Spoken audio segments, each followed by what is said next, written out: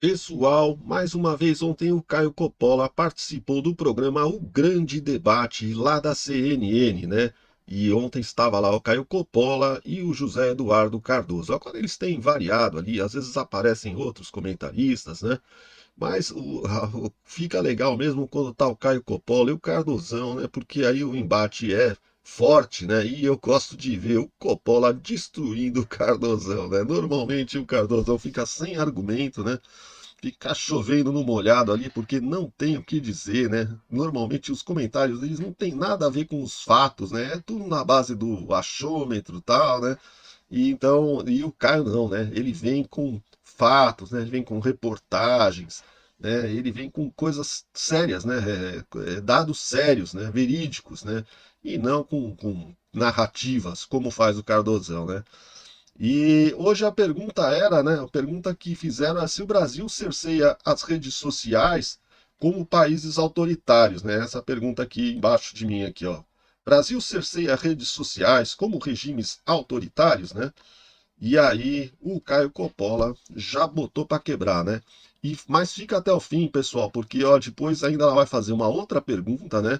E o Cardozão vai responder ali, e o Coppola depois vai destruir o Cardozão. E no final ainda vou mostrar para vocês ali alguns comentários que tinham lá no vídeo do pessoal, o que o pessoal tá dizendo do Coppola e do Cardoso. Vocês vão se divertir. Fica até o final do vídeo, vamos assistir juntos aqui. Só não esquece de deixar o seu like aí antes, se inscrever no canal, acionar o sininho das notificações e também deixar o seu comentário, beleza? Deixa aí depois o seu comentário, o que você achou do debate. Então vamos lá, pessoal, vamos assistir aqui juntos. Vir, boa noite, bem-vindo. O Brasil cerceia redes como regimes autoritários também fazem? Olha, eu vou optar por responder com outra pergunta. Um país governado por uma oligarquia, cujo poder emana de autoridades não eleitas, que amordaça opositores políticos, que censura a imprensa e que prende parlamentares e jornalistas por crimes de opinião, se comporta como um país democrático? O ex-ministro do STF, Dr. Marco Aurélio Mello, fez a seguinte afirmação sobre o silêncio imposto a Jair Bolsonaro. Aspas, cercear a participação de qualquer cidadão nas redes sociais é próprio de regime autoritário. Daqui a pouco estão cerceando veículos de comunicação. Daqui a pouco, Dr. Marco Aurélio. O famigerado inquérito das fake news, parido em 2019 pela criatividade jurídica do ministro Dias Toffoli e entregue aos cuidados atentos do ministro Alexandre de Moraes, nasceu a partir de um ato de censura contra a imprensa. De lá para cá, entrevistas foram censuradas, influenciadores foram censurados, jornalistas foram censurados, emissoras foram ameaçadas de perderem a sua licença de transmissão, a publicação de matérias denunciando autoridades judiciais foi misteriosamente interrompida, vídeo caso da Vaza Toga, e agora até a imprensa livre está impedida de filmar e publicar falas de Bolsonaro nas suas plataformas digitais. Manchete de ontem da Folha de São Paulo, contradizendo a explanação do Dr. Zé Eduardo, Moraes proíbe divulgação de entrevistas de Bolsonaro nas redes sociais. Ministro diz que drible as restrições impostas pode causar prisão de ex-presidente. Ou seja, se Bolsonaro conceder de boa fé uma entrevista a um veículo de mídia e esse conteúdo for publicado por essa empresa ou por um terceiro nas redes sociais, quem sofrerá a punição máxima, a perda absoluta de liberdade, é Bolsonaro. Portanto, na prática, o ex-presidente da República, antes do seu julgamento, ao contrário do Lula da Silva, está impedido de falar publicamente e essa medida cautelar não passa de uma sanção de mordaça com traços de perseguição política. Preste atenção, caro eleitor é ótimo, caro espectador. Nós voltamos aqui à pré-história do direito, onde uma pessoa, presumidamente inocente, está impedida de se manifestar e responde na própria pele pelas ações praticadas por outra pessoa. Isso é qualquer coisa menos justiça. Mas vamos voltar aqui à questão em debate. Brasil cerceia redes como regimes autoritários? Vamos recorrer à história recente, mais precisamente a suspensão em 2024, por ordem do STF, da plataforma X, o antigo Twitter, utilizada por 20 milhões de brasileiros e principal rede social para instituições públicas, para veículos de imprensa e jornalismo profissional. Em quais outros países o X também foi retirado do ar por ordem estatal? China, Irã, Rússia, Coreia do Norte, Mianmar, Turcomenistão, Paquistão e, claro, a Venezuela, tiranizada pelo companheiro do senhor Lula da Silva, o ditador Nicolás Maduro.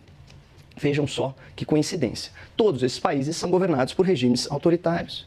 Também é importante lembrar o esforço conjunto do governo Lula e do STF para restringir a liberdade de expressão nas redes sociais, usando como referência, pasmem, o modelo da ditadura chinesa.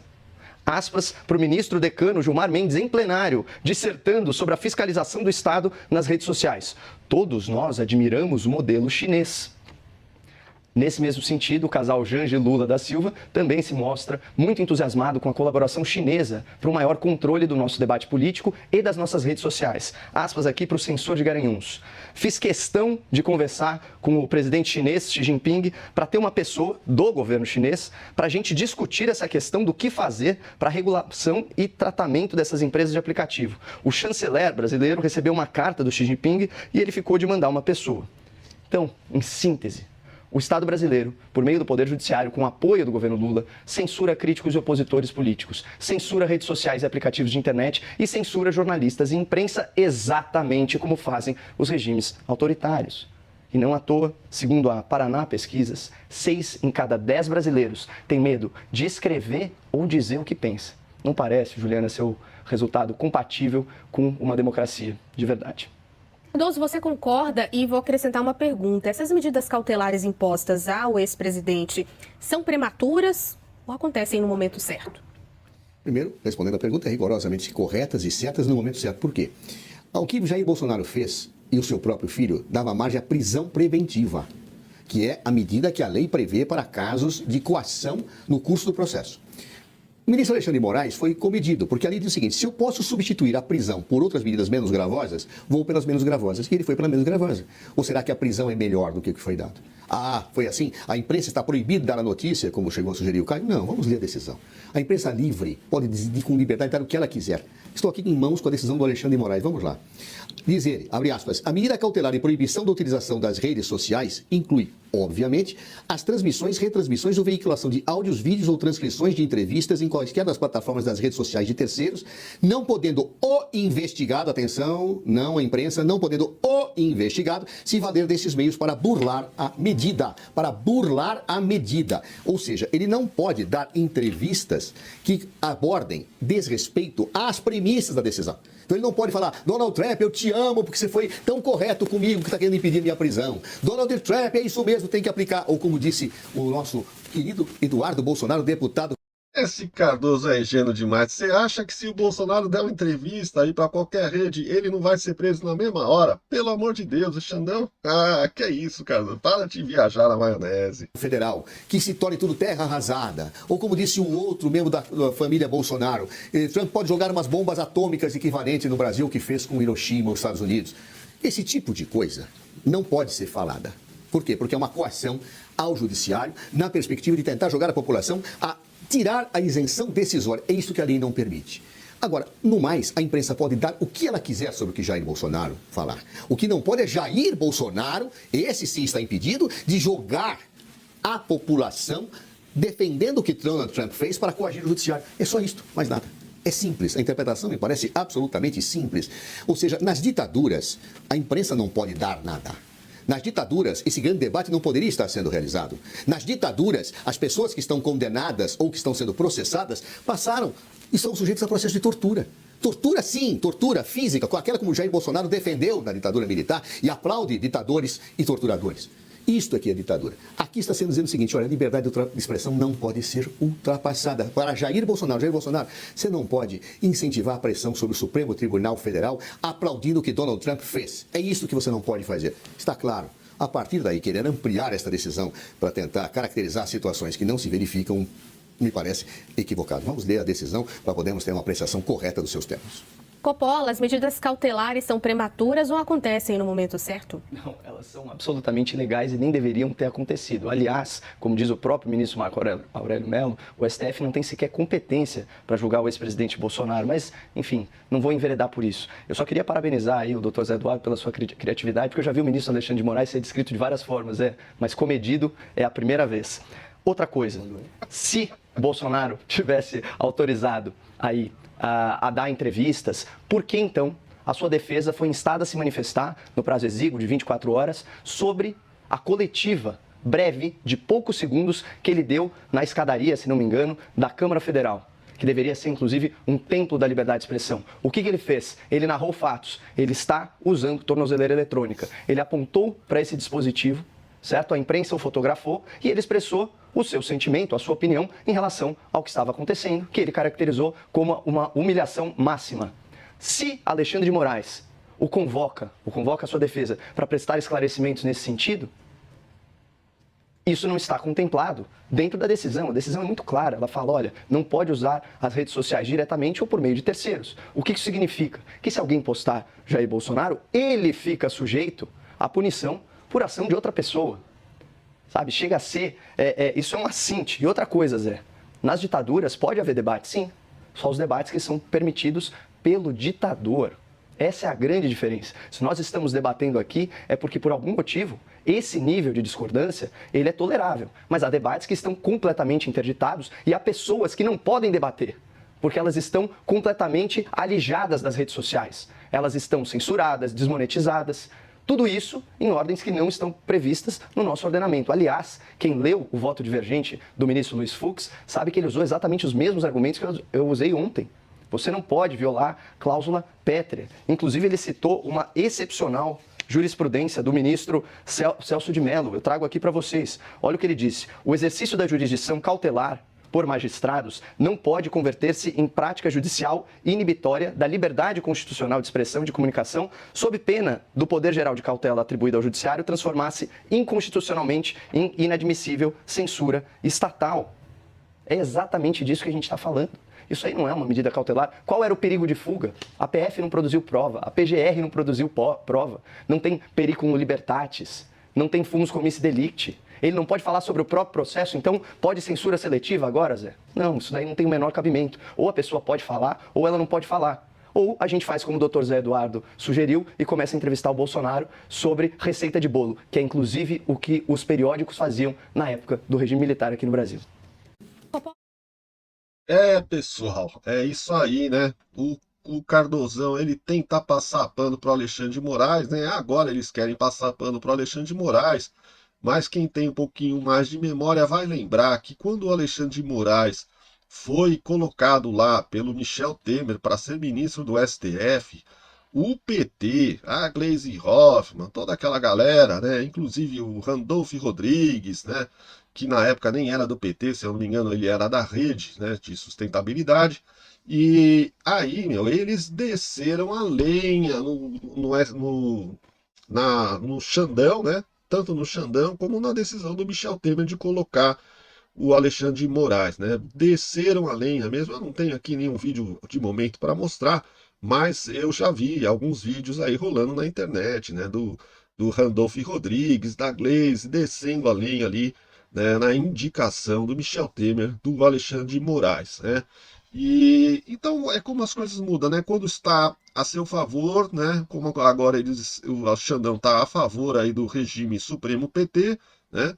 Então agora eles estão com verdadeira adoração do Alexandre de Moraes. Antes era um demônio, agora eles têm verdadeira adoração pelo Alexandre de Moraes.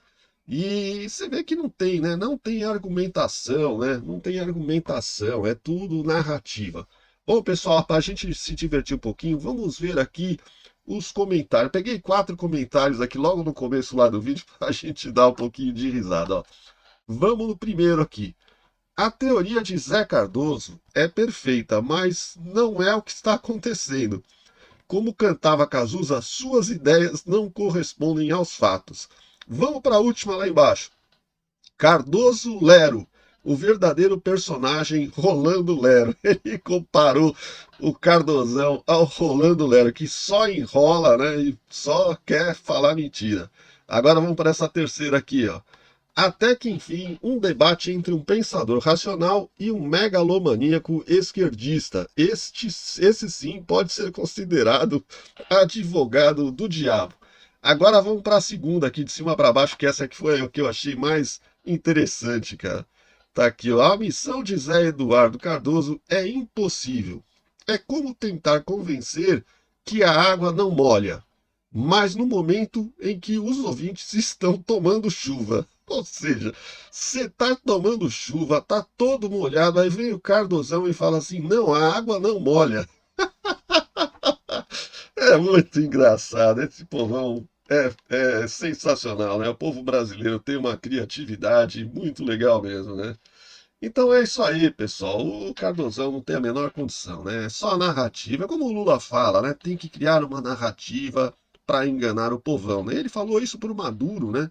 Porque todo mundo fala que a Venezuela é uma ditadura. Aí ele aqui no Brasil, cara, um discurso, ele virou pro Maduro no meio do discurso e falou: você tem que criar uma narrativa bem feita para dizer que a Venezuela é uma democracia. E assim você vai combater e convencer aqueles que falam que a Venezuela é uma ditadura de que a Venezuela é uma democracia. Ou seja, os fatos não importam, né? Não importa que lá os inimigos políticos são perseguidos, as pessoas são presas, né?